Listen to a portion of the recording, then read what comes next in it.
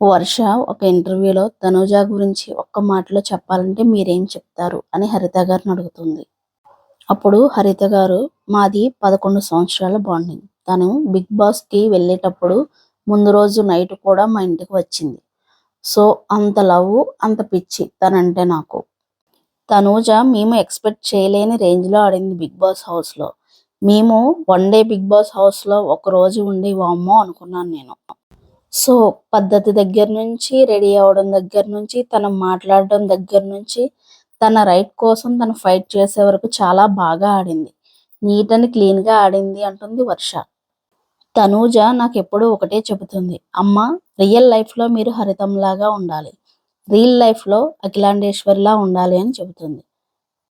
అప్పుడు వర్ష చాలామంది హే అమ్మాయి కావాలని అలా చేస్తుంది అని ఇన్సల్ట్ చేయడం, అదే హౌస్లో తన గురించి మాట్లాడడం ముద్దమందారం అని మీరు ఏడ్చినప్పుడు నాకు చాలా బాధేసింది అని హరిత గారితో అంటుంది.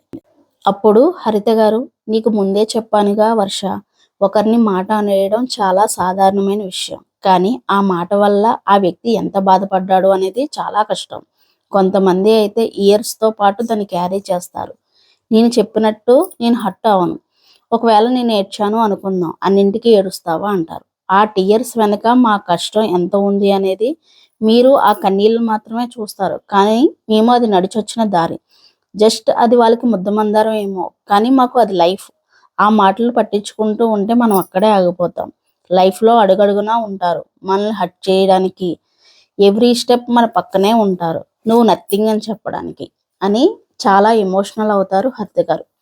ఈ వీడియోపై మీ అభిప్రాయాన్ని కామెంట్ చేయండి. వీడియో కనుక మీకు నచ్చితే please like, share and subscribe. Thank you.